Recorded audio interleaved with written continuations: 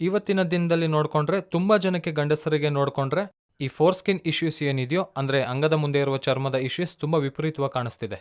ಇದು ಬಂದವರು ಮದುವೆ ಮಾಡಿಸ್ಕೊಳ್ಳೋಕ್ಕೂ ಕೂಡ ಭಯ ಪಡೋದಲ್ದೆ ಇನ್ ಕೆಲವರು ಒಂದ್ ರೀತಿ ಮದುವೆ ಮಾಡ್ಕೊಳ್ದೆ ಕೂಡ ಇದ್ದಾರೆ.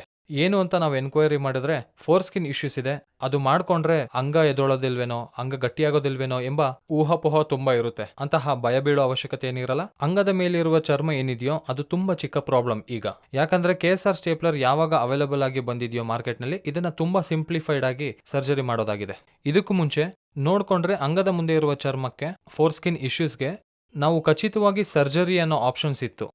ಅಷ್ಟೇ ಅಲ್ಲದೆ ಈ ಸರ್ಜರಿ ಮಾಡೋದು ಸಹ ಟೆಕ್ನಿಕಲ್ ಆಗಿ ನೋಡ್ಕೊಂಡ್ರೆ ಕನ್ವೆನ್ಷನಲ್ ಮೆಥಡ್ ಅಂತಾರಲ್ಲ, ಅಂದ್ರೆ ಓಪನ್ ಮೆಥಡ್.